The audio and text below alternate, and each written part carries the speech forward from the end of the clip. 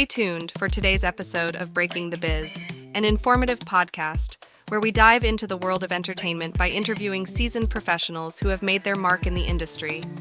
Gain invaluable insights as they share their personal journeys, offering advice on navigating the dynamic landscape of the entertainment industry. Whether you're an aspiring actor, musician, filmmaker, author, animator, or any creative soul, tune in for expert career guidance, insider tips, and first-hand accounts on breaking into the entertainment industry. Get ready to unlock the secrets behind successful careers and fuel your own passion for the limelight. Please remember to like this video and to subscribe to our channels for more great conversations. Greetings from Breaking the Biz, brought to you by Yes I Can Unity Through Music and Education. I'm William Felber, your navigator through the intriguing universe of the entertainment industry, as revealed by the visionaries and creators who bring it to life. Stay tuned as we delve into diverse insights from the forefront of entertainment, hearing from pioneers, creators, and agents of change. Prepare for a journey filled with tales of innovation, resilience, and the undying quest for artistic brilliance. Welcome to Breaking the Biz podcast. We have got a great guest with us. We have Jazzy Frizzle, who is a voice actor and also the co-founder of Voices of Color, voiceovertakeover.com. She brings life into your products, character stories through voice. She's had voiceover training in ADR, commercial, animation, and video games. Her experience includes podcasts, commercials, animation, mobile games, and audiobooks. You can head over to her website to listen to her demo reels, samples of previous work, and you can see her training experience and her home studio. We'll get into all of those pieces and at the home studio for sure. But I want to ask first, when you were a little girl, what was the dream job? Everyone always has I want to be a this when I grow up. What was that for you? Oh my gosh. Wow. Let's go over the list. A princess, dinosaur, dabbling in astronauting, maybe one day, but changed our mind on that. Those are probably the big ones. And those are some great ones. Astronaut, I always thought, I'll be an astronaut. And then I remember the first ship crashing as a little kid going, yeah, maybe I won't go to space. That's maybe not the safest job possible. So you had a good list there, but voiceover artist was not one. Definitely not one of them. No, not at all. I actually was a big, I've always loved acting. I was a big theater and choir kid growing up. I did the whole shtick, the whole nine. I was on all the plays and things. But it was just, voiceover fell into my lap because I never wanted the fame that comes with an on-camera person, because I like grocery shopping in peace. I like being out in public and people not knowing who I am, and so it was obviously voiceover. It's funny you mention that, because we talk about a lot of the musical artist and things you can do behind the scenes. And there's this Bonnie McKeefe is her name, and she writes a lot of songs for a lot of artists, but she happened to write 5 or 6 for Katy Perry, and they're mega hits, and she's making good money off of writing those songs. But like I mentioned, she can go into a restaurant, order any steak she wants, go anywhere, and not have to do the autographs and not have to be the celebrity. So for you knew right away, even though you were a theater actor, you didn't really want that recognition. Exactly. I was like, I love acting.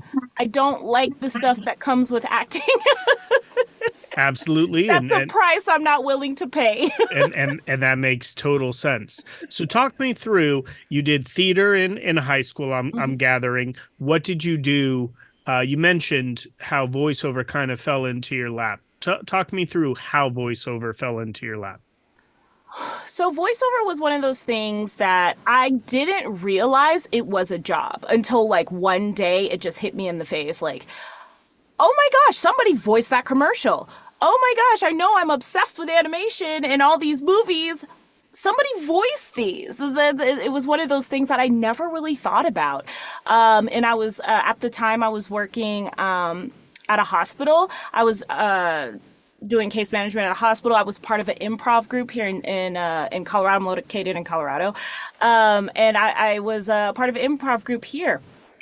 And I was just like, this is amazing. And I get to do this from home. I could do it from home. That's the best part about it. And so that's really what it was. And so I just started like doing my research of like, all right, what do I got to do this? Okay. So high school is theater. When did you do college, or did you find No.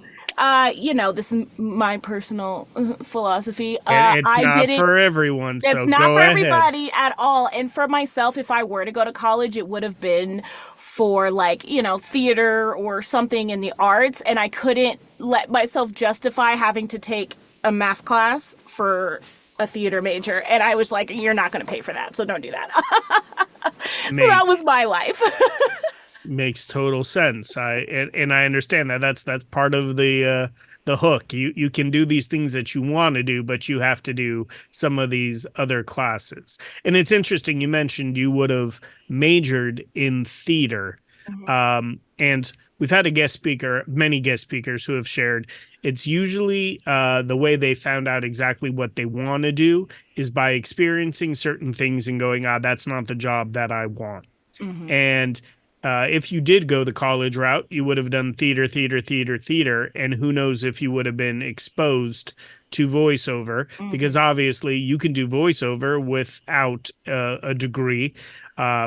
And you kind of found, so you heard, and it just came to you one day, these voices on the cartoons, the voices in the advertisements. What did you do to explore to then go, I want to do that job? What were your next steps? Google.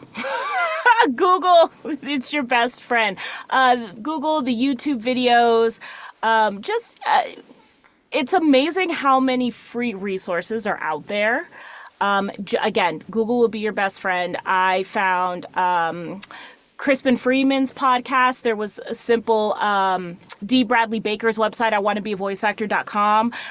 So many opportunities. And one of my friends who I didn't know in the spoken word scene, we do like open mics and stuff together. She's actually a voiceover artist. And I was like, oh my gosh, I didn't know that. What should I do? And she helped me get started of like, here's where you should get your equipment. And here is, some classes you should take. And I was like, perfect. And I kind of just made my way. So I'm grateful to her for helping me out with that.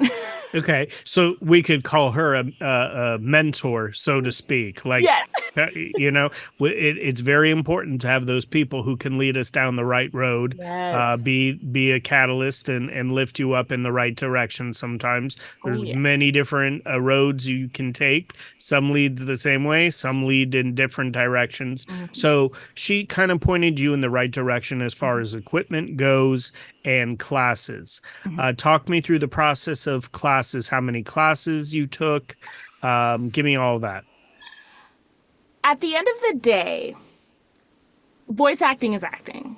So I really put my eggs in the foundation of my voice acting. So improv, scene study, did a couple of like stage combat classes here locally, which, by the way, check out your local performing arts center. You never know what kind of classes they might have. It's amazing. But just that's what I really dove into, because at the end of the day, you're acting in your booth. It's just, you're not being filmed. You're just being recorded, via microphone. But the foundation is still the same. All of those essential tools you will need. So that's where I put most of my eggs. And then I would scatter around to, like Real Voice LA or like these other places that had specifically like voiceover catered classes, just to kind of make that transition of like, okay, you can't move as much as you can if you were on stage because you're going to hit your microphone. But just, different things like that. Learning how to sing on mic technique, learning how to work your interface, first of all. YouTube can only teach you so much. But yeah, just those were the big classes for me. Talk me through Real Voices LA, because Real Voice LA, yes, Real Voice LA, wonderful resource for classes. They have guest directors, voice actors who've been in the biz a while. They have like these wonderful workshops. You're in for like 3 hours. You go through copy, you get feedback, and you apply the tools and things like that. It's also a great way to network with other voice actors in the industry. And at this stage in the industry, there are so many other platforms that have online workshops now, which is fantastic, and it's beautiful. Okay. I love it. So Real Voice LA classes, equipment wise, what did you do in regards to equipment? So I recommend American Musical Supply and Sweetwater. So both of those are wonderful, wonderful platforms, businesses that have a lot of equipment, not just around voiceover. So if you're like a musician or anything like that, they have all of that. The great thing about them, I'm a mother. So, finances aren't always available every time. Both of those platforms allow you to make payment plans versus having to buy the equipment, outright, which is very useful and helpful, especially if you're in the college scene. We don't get paid to go to school.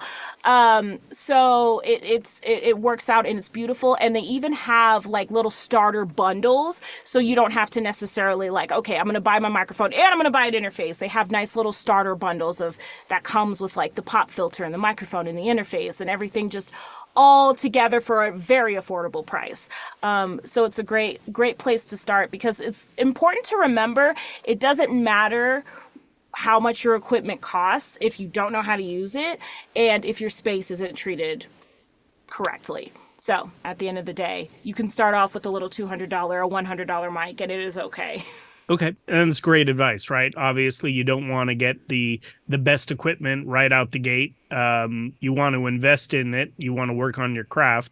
Obviously, someone like you has put in a lot of time. And like you mentioned, there are free websites out there. It can only get you so far, but there are YouTube videos for your interface. There are YouTube videos on how to set up the mic and get all that going. One of the things that you said that really resonated with me was voiceover, in the end of the day, is still acting. Acting is acting. And those who have spoken to us in the voiceover world have said the same thing. That you have to say it different ways, and you're going to be coached just like you would if you were on the stage. Yep. Obviously on the stage, and you mentioned this, you use lots of body language and your hands are all over the place. When you're acting in a movie or a commercial, you downplay it and it's capturing the less body movement and more of the face. But when it comes to the voice, it's everything minus your body and you got to be super animated in there to get what you need. And I have no doubt you get all animated when you're doing. I try. I get it. And it's super important too, because it's not even just, about getting animated, because it's like for like commercials and stuff. The one thing that you'll always hear is like, we want you to sound like a real person. Yes, of course, you're going to talk to your best friend and tell them, go shop now and buy one, get one half off. Yeah, I'm totally going to say that to my friend, right? So when it comes down to spots like that and having to sound like a real person, it's just about moving how you would in the world. Are you a person who talks with your hands? Are you somebody who is animated when they're talking to their friend? What is it that you do? So it's knowing who you are as a person and how you express yourself with different emotions. And at the same time, not restricting yourself just because there's no camera to capture your facial expressions or, and everything like that. So if you are somebody who's very animated when you talk, utilize that, because that's going to be your most natural self. And that is what's going to make you sound like a quote unquote real person, even though we're all real people. It's funny because you always hear them say, you need to find your real voice, well, isn't this my voice? Am I Right. not using it? I'm sorry. Right, right. So I get that, but it's like being authentic and not changing it up and inflection and characters. Hmm. But they always go, yeah, use your real voice, but we want you to sound like. And then they give you somebody to kind of go for. I want to ask you, how did you land your first job? Oh my gosh. Pay to play. Pay to play.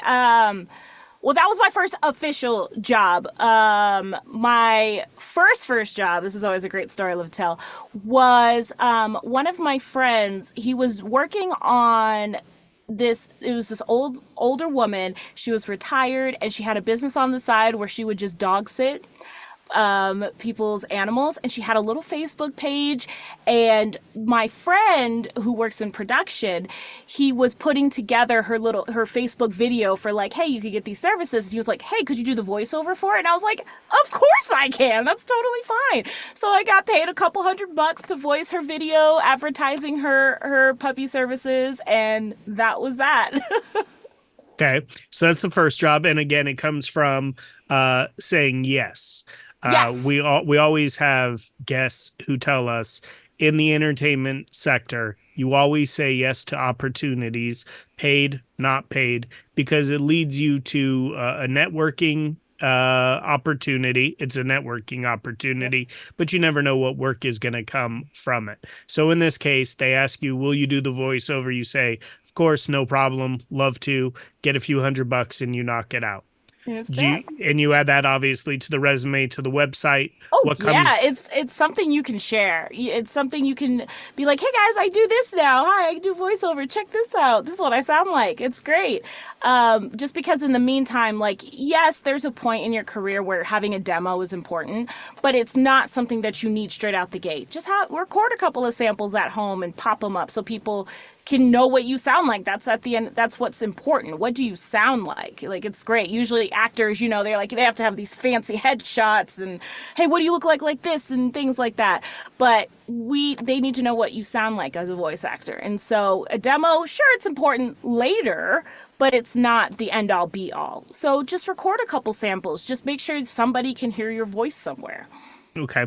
So at this point, you don't have a demo. I mean, I know now you do, but when you did that first voiceover at that Did not time, have you a did demo. not have a demo. Did not So have a you demo. add it to the resume. What's the next gig that comes? Next gig, oh my gosh, what was the next gig? Some e-learnings and some explainer videos. So very, very shocker. This is also very important to know. In the voiceover industry, I tell everybody that you should try everything. Because you never know what you're going to like. You're not going to know what you don't like, or you're going to find out what you don't like doing and what you're going to avoid. You're going to find out what you're good at, and you're going to find out what your niche is, right? I was 100% sure that I was going to end up strictly in the commercial realm because I was like, yes, that's, it's great. Maybe I'll dabble in animation and video games or whatever it is. E-learning and explainer videos, narration is my niche. It's my bag. Just because, again, finding out about yourself, my voice has a natural brightness to it, like a natural energy to it. And so that goes really well with having to do boring explainers or boring, e-learnings, because it's engaging. I'm keeping them engaged, even though I'm explaining what your work benefits are with your new job, right? So it's important to try everything and explore the different genres of the industry because you never know. So I was consistently booking explainers, e-learnings. I even tried doing audiobooks. I don't like doing audiobooks. I don't like doing full-length novel, not audiobooks. I will do children's audiobooks though because I'm really good at those, and I am a sprinter, not a marathon runner. So, Okay. So you knew right from, and again, great advice. Try everything, see what what you enjoy, and then you mention a niche. Like what is it that you specialize in? So my daughter is doing a lot of e-learning, like pre-kindergarten stuff. And other than the visuals, the happy-go-lucky voice telling her to go to the next section and try the next module, right, keeps her engaged. So I Yep. can totally agree with you. Having that type of voice is very important and high energy, because it's very easy to go, I don't want to do this anymore. Yep. So you do the e-learning, you obviously add those to the resume. And now, as we're thinking down the line for a demo, you now have the Facebook one, you have some e-learning. Do you add those to a demo, and when you got these gigs, where did you find the opportunity to audition for them? At this point, I imagine you might have an agent, but where you are here at this time. Oh, here, yes. Currently, yes, I do have Yeah. agents. Yes, yes. In this point in my career, yes. But at that time, you're No. you're just kind of doing it on your own, and you're booking your Figuring own, it out. and you're Mhm. figuring it out. Oh yeah. Oh, I yeah. wanna hear what comes next, and I want to hear, just as that career roadmap, when you go, all right, now it's time for the agent. Now it's time for the demo. So it was more of me just getting more jobs under my belt. At this point, I was getting my gigs from pay to plays, and I had just started getting into my direct marketing side of things. And like making connections and everything. So direct marketing, and now I'm a pro at it. But back then it was just like, okay, I should just reach out to people because nobody's going to find me if I'm just sitting here.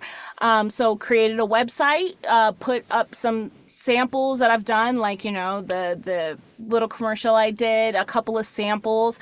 In one thing you should get used to is that you will not always be able to get final copies of your work. I've done so many gigs, and I still only have a limited access to, a few of them at this point. It's crazy. So in that case, what I did is I just recorded a couple of raw samples and popped them up on my website. Like, hey, here's me doing a comedic commercial. Hey, here's me doing an e-learning or an explainer, so you can hear what I sound like in different tones and different genres, and see if I'm a good fit for you. So then, that's it. When I really started thinking about getting a demo was when I felt like I had enough experience and I was confident enough to start working to put together a demo.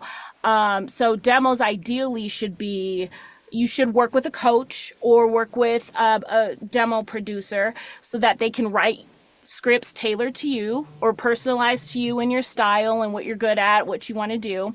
And then, you record those and they mix them and do all the things and you have a nice little demo, right? For myself, it was when I felt comfortable enough, because a demo should showcase what you're able to do.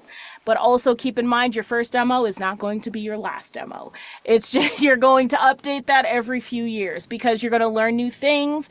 You're going to learn new tricks and new things you can do. And you want to update that and you want to showcase that. So you're going to get a new demo in about 4 or 5 years anyway. So that's, you need to be confident in your ability to showcase your skills. And I think that's the most important factor to determining whether you're ready for a demo. And of course, the education behind it. You can't just be like, okay, I'm ready. You should have a coach. You should coach with somebody consistently, or at least, take workshops or classes. And that coach, I prefer coaches when working on demos because you're working with the same person consistently. But they can tell you like, oh, great, you sound great when you're doing this. Let's go ahead and write one of your spots dedicated to this genre or whatever it is. And then they can, if they'll ask you, are you ready to record? Yes, I am. Well, I also think you're ready to record. So let's go ahead and get you a demo on the books. So that's important too. So you need to be confident in your ability, and you actually need to put in the work to enhance your abilities as well. I love it. Let's talk about putting in the work. How many hours would you say you put in before you recorded your demo? Oh my. Oh my. I've never thought about putting a number to that. It was a lot. I was coaching with, okay, let me see. For my commercial demo, I was coaching with somebody, and for that demo specifically, I'd probably say I put in maybe 12 to 15 hours. And that was an hour of coaching. We would meet every week or every other week. And then actually recording the demo. And yeah, I would probably say about that. Okay. So you have your demo. At what point does the demo lead you to the agent? Talk me through getting an agent. Agent. Okay. So agent wise, I started locally. It's always a good idea to start locally. I always tell everybody you should conquer your local market because you never know what you're going to find in your area. So my first agent was here locally in Colorado. Had a Colorado agent, started getting auditions for, local areas. Just sent them my demo, was like, hey, here we go. At the time, I had a commercial demo and a character demo for both. But ideally, if you're going to submit to agencies, always have a commercial demo because that's at the end, that's what pays the bills for agents. So that's what you're going to want to have and showcase because they're going to be looking for a lot of commercial talent. Okay. And so yeah, just sent it locally. Googled agencies in my area and sent it to them. Okay. So talk me through, are you allowed to have multiple agents for different, do you have an e-learning agent? Do you have a commercial agent? Do you have a animation agent? Or do you have an agent that encompasses all of the above? Great question. So when you are on the search for an agent, one of the important things to keep in mind is that you are also interviewing these agencies, and the important questions you always need to ask are they exclusive? What genres do they get auditions for? And what is their commission? So I have multiple agents. I'm repped locally in Colorado, and they are exclusive here in Colorado, but I can have agents anywhere else. I have a LA agent, which covers, they do all genres in the voiceover world. And they're not exclusive, but they hold priority for the LA markets. And then I have a New York agent who is exclusive in the tri-state area, but I can have agents elsewhere. And so that's why it's important to know if they are exclusive and everything like that. And if they get auditions in the work that you eventually want to do, because not every agency gets every audition. So I get auditions from my Colorado agent I don't get from LA or New York, and vice versa. It's just a matter of what I actually want work in, and which is why it's important to also interview potential agencies. There's something that you mentioned that I think is fantastic. You didn't put all your eggs in one basket. Oh, no. It's not just whatever that one agent's doing. I imagine the other agents are on notice that you've got other agents in other states, and that makes them work a little bit harder because if you're realizing that you're getting work booked with just one of them, you might go that direction. I love that. So talk me through what is one voiceover that you are just like, oh my God, I'm so proud I knocked this one out. That one is still under NDA, so I can't say anything yet. Okay. But there's obviously something extremely exciting that you can share. It's exciting. It's exciting. But, who knows when that'll come to light. I'm still waiting. But I would say that... Oh my gosh. Okay, commercial wise, I don't know if you've seen it. It's actually just really recent. I did a spot for Hershey's, which was really cool and really fun. And it was really cute. Their new Milklicious, Hershey's Milklicious commercial going around. And it's really cute because I love puns, and it's a very punny commercial. And then outside of that, I got to do scratch work for Disney and Marvel, which was pretty cool. And so I'd say that's probably my own personal, I did that kind of thing. I love the I did that type of things. Those are the ones that are just, you always go, if I could just do, or if I could land this one gig. I think Disney and Marvel obviously are top dogs. Oh, yeah. Oh yeah. For sure. Yeah. So Is I'll there? take the scratch work. I'll take the Yeah. scratch work. I'm okay with Hey, that. scratch work works.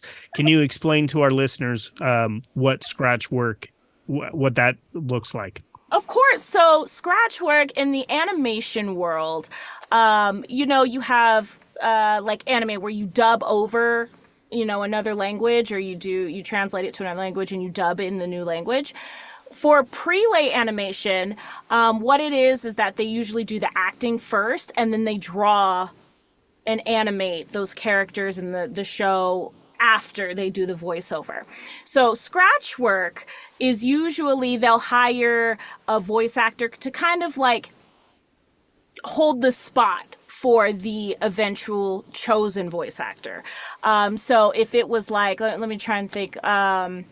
Like if I were to do like Scooby-Doo, if they were making a new show for Scooby-Doo and I go in and I just record the lines for Scooby-Doo, even though I'm not going to be the actual actor, just so that they can go ahead and start working on the animation and they can start animating it. And then they'll eventually bring in the actual voice actor for Scooby-Doo and then record their lines for it. Love it. So what's your take on the fact that a lot of these big blockbuster animated movies take A-list actors now to voice over? It's almost like you need the voice of the actor to sell the picture. Does that obviously take away work? I mean, I'm talking about like the Brad Pitts, the Eddie Murphys, really large A-list. I could rant about it forever. I really could. But I do think there are A-list actors that are great voice actors.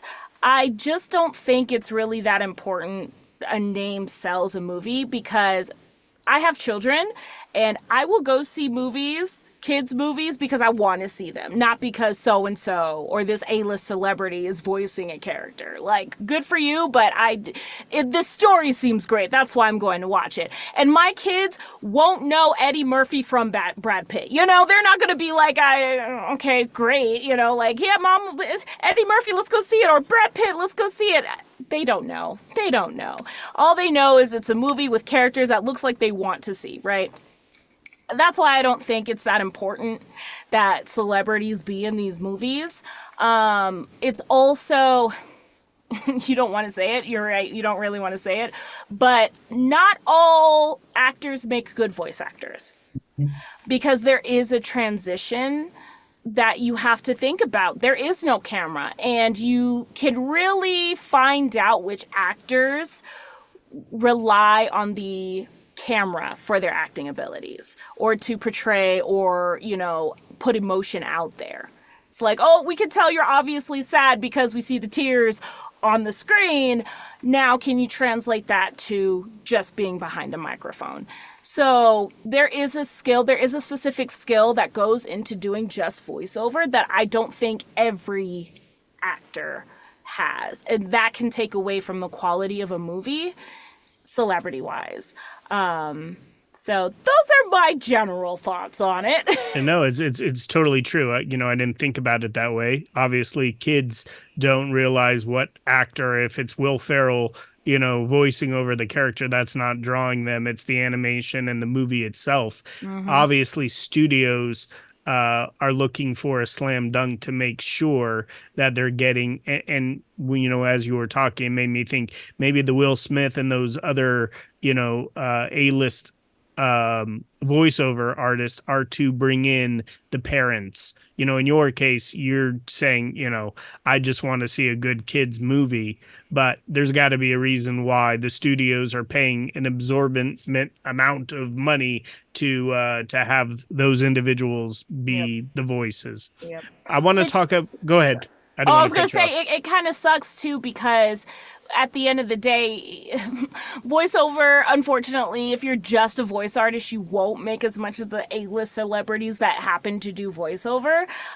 So a big portion of voiceover is that you have to actually enjoy doing it, because it's going to happen. You're going to see like, oh, wow, I auditioned for that. Oh, they cast this celebrity. Okay, so I'll never know if I would have got it or not. Oh, well. Got it. And and that's something too I want to talk about.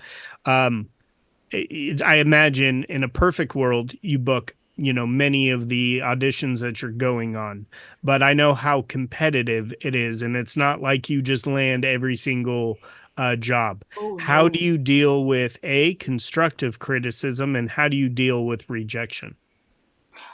Whew. Okay. So, a big saying in the voiceover world is send and forget. And let me tell you, it is the one thing you should latch onto because this industry, it moves really fast. And if it's not a lot of rejection, it's a lot of silence. A lot of silence. And so I think it's super important, again, one, to know yourself more than anybody. You have to know yourself in this industry and to not take anything personally. Being completely transparent, a good booking ratio of a successful voice actor is only like 3 to 5% of what they audition for. That's really good. If I've heard a colleague once that said, wow, I booked 10% this year of the jobs I auditioned for. That's almost unheard of, right? So you have to be okay with rejection, or you have to be okay with silence, because we'll call them dry periods, but it really is it really is a competitive industry. And just knowing and being comfortable with yourself that you put your best foot forward and you did the best that you could for the things that you can control is what you need to be okay with and be satisfied with. You will hardly ever get any feedback unless it's from like your agents if they have time. But you have to consider that these casting directors, they're listening to hundreds of auditions. They don't have time to give feedback for every single one, right? So just be okay with you're auditioning for the void, pretty much. You're sending things off into the void, and there's no guarantee that you're going to hear anything back. So you need to be very comfortable and confident with yourself. Okay, so the self-awareness, and one other part of that question, taking direction and criticism. And obviously it's positive criticism because once you do land the gig, the director is going to want it a certain way. I've watched a voiceover session and couldn't believe how many times the director had the voiceover artist read the script and change the script and change the inflection over here, say this word faster, say that one slower. Gosh. Talk me through on the direction and constructive criticism. Yeah. So one of the things that's important to remember is that when you're auditioning, you're not just auditioning for the role, you're auditioning for the room. So you're auditioning to book the room. Only one person may be able to get a role, but that doesn't mean that there aren't a plethora of other roles that person could consider you for. Like, oh, they may not be right for this role, but I'm going to keep him in mind for this one or my next project. So remember that. I just had a session yesterday where they changed the script mid-session because it was too long for the 30-second spot that we were recording for. And so it's important more than anything. Like, yes, you can have the foundation for acting and you can have the improv and take all the important classes, have a great demo and things like that. The most important thing in this industry when it comes to voice acting is being directable. And just be nice. Be a nice person. If people want to like working with you. But it's important to be able to take direction because you don't want to waste your time. You don't want to waste your client's time. And you want to be able to apply what's being told to you because they obviously hired you for a reason. But there are a whole lot of nuances and a whole bunch of things that we don't think about with that, as the voice talent, we don't have to. They have copywriters and they have legal things they have to abide by that they can say and not say. We don't know about that. It's whatever it is. We're just here to say words. So being able to take the vision of the client and applying it the way they want is what is going to make that client want to work with you again. They're going to be like, oh, this person, like they didn't have what we were exactly looking for, but we told them to do this and they did it. And that's perfect. That's exactly what we needed. And we got exactly what we wanted out of them. It sounds exactly how I imagined it. Because when you're directable, you're easy to work with. And a big part of this industry, especially if you want to do it full time as a career, what's going to pay the bills are the consistent clients, are the repeat clients. And you only get those by being directable, easy to work with, and just a generally nice person. So it's super important. And that's why it's also important to take classes or get a coach, because you can work on that aspect. If you are in this workshop or you're in a coaching session and your coach tells you, okay, great read, now let's try reading it like this, change this or emphasize this. If they are directing you, you're learning how to be directable and how to apply that in real time. And being able to switch, because I cannot tell you how many times, I can count on one hand how many sessions I've had where we didn't have to change a script during the session. So you have to be ready for anything. That's why improv is important, because anything could be thrown at you left field and you do not want to panic. Like, oh my gosh, what do I do? What do I do? Oh my gosh, what do I say? How do I say this? What do you mean? What do you mean we're taking out 3 sentences? What do you mean we're adding 3 sentences? Oh my gosh, right? So it's just important to be flexible. Okay. I love it. Adaptability, being flexible. You're absolutely, I think, right on. You mentioned getting repeat customers or repeat brands, or working with producers or directors or companies. And you mentioned being a good person, being directable.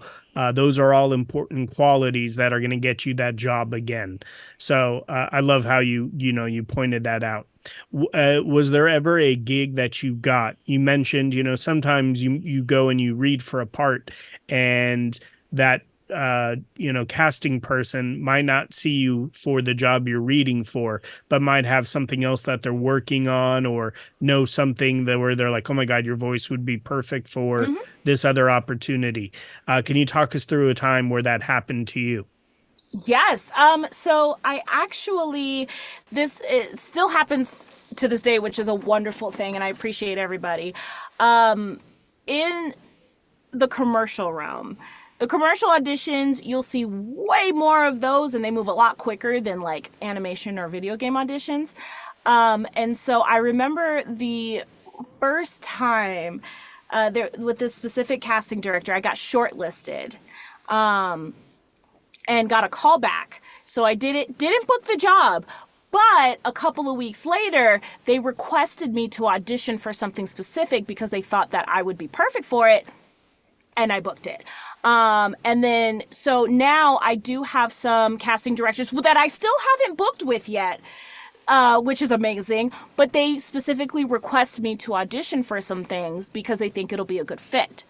And I think that is an amazing relationship to have, even if not booking, because again, it is really competitive.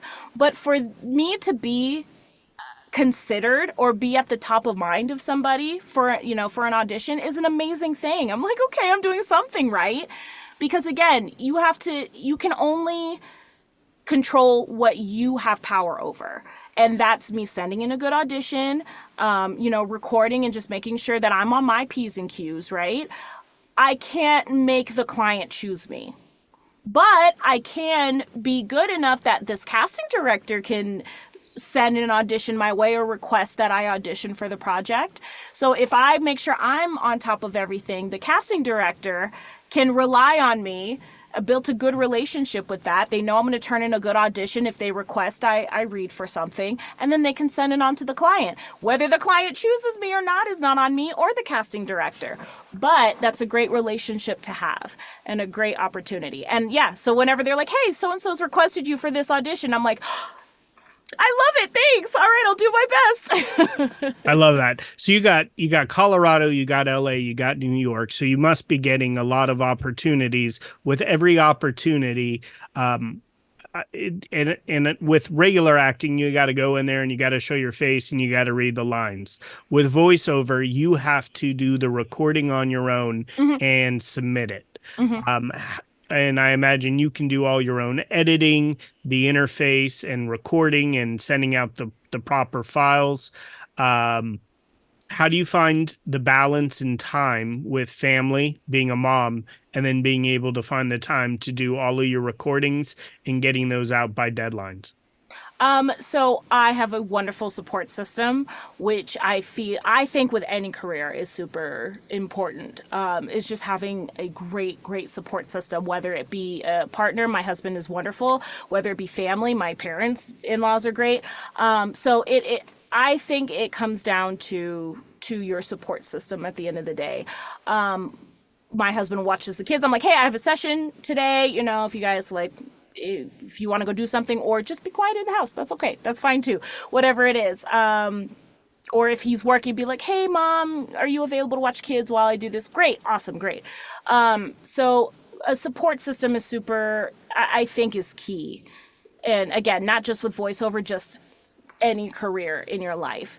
For myself, I'm also somebody who just dabbles in the basics. I am not an engineer. Like, I do not get paid to be an engineer. I do not want to be an engineer.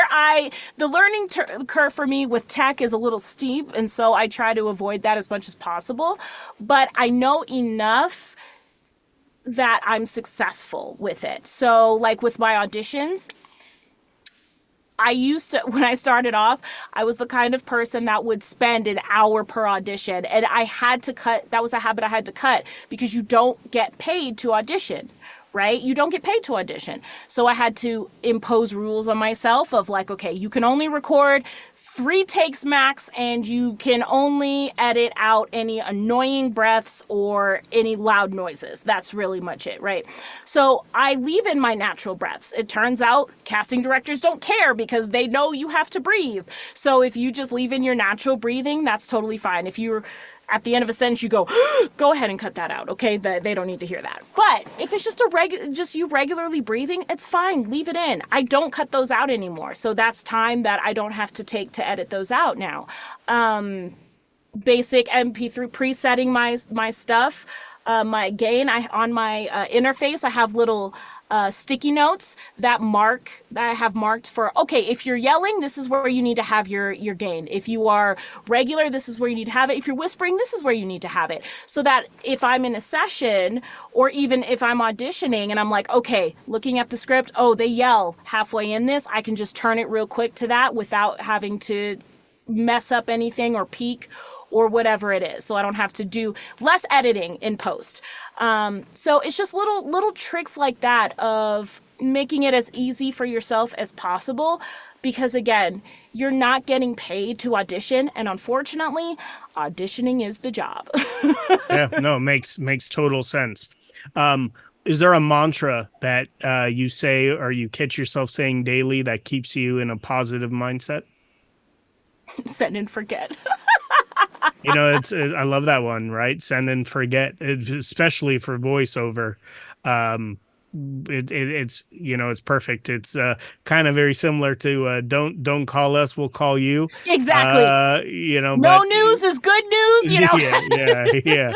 I got it. I love it. Okay, and then I have one more question that I'm going to open it up to the floor for anyone who wants to ask questions. What's the biggest piece of advice you would give your younger self with all that you've experienced in the voiceover world? It's not that big a deal. I think that if I could just tell myself to not stress over things, it doesn't matter if you are going to be your own worst critic. For anything, especially in the creative arts. And if I could tell myself to go easy on myself, give myself grace, it's not that big a deal. That's what I would do. That's what I would do. Like, girl, you did not need to do 16 takes for this audition. It is okay with just the 2. Like, you didn't need to do that. You didn't need to spend an hour editing out every single breath that you took because, hey, guess what? You're a real person. You're a human. You breathe. That's crazy. It's not that big a deal. My first session, I just remember, like, every time I would mess up, I'd say, I'm so sorry. We're human. They're expecting that. That's exactly why they have a session. And they have people like, all right, great, just take it from the top. It's okay. So if I could just be like, it's okay, it's no big deal, stop stressing over it. That would be my biggest Yeah, no, it's you got to let certain things go. Yeah. I absolutely love that. I lied. I have one more question, then I'm going to come to Josh. Talk me through creating voices of color. So voices of color, I'm a Black woman. So coming out into the industry, there wasn't really a community space for people of color. And so that's where, came up with the idea for that, and just offering affordable resources for people wanting to get into the industry. Unfortunately, the industry still isn't as diverse as we would hope and like for it to be. But we're definitely making progress and we're getting there, which is really cool. So we just wanted to create a safe space and an accessible space, not only for talent, but for production as well. We have a whole database of voice actors of color if they need authentic casting or diverse casting. So that's what we're here for. I absolutely love that. I always think, like, with acting, a lot of these shows have individuals with disabilities, and they always have these actors just try to pretend they have a disability, and there's amazing actors with disabilities. Yeah. You know what I mean? Like, I love the authentic aspect of what you're bringing to the table there. So kudos there. I just want to thank you again for joining us. You are an absolute pleasure. Super informative. We want to continue to follow your career. If individuals want to follow you on Instagram or social media, where should they go? I'm Jazzy Frizzle VO on pretty much everywhere.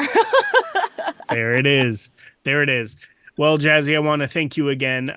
Continued success in your career.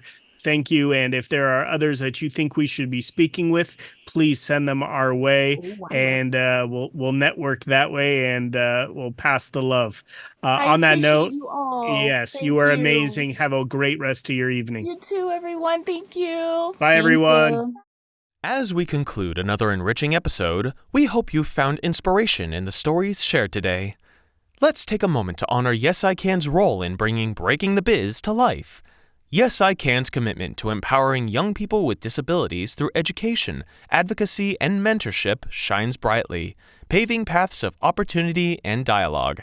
This podcast celebrates the organization's dedication to nurturing talent and facilitating impactful discussions. Breaking the Biz is more than a podcast. It's a part of Yes I Can's broader mission to amplify voices, dismantle barriers, and craft a world that's more inclusive and accessible for everyone. Each episode is a chapter in our shared narrative of progress, education, and empowerment, driven by the spirit of Yes I Can. Thank you for spending your time with us on Breaking the Biz. Continue to challenge the status quo and share stories that resonate. Until our paths cross again, let's keep transforming aspirations into achievements and infuse every endeavor with optimism. Here's to advancing the landscape of the entertainment industry, one episode at a time. I'm your host, William Felber. See you next time.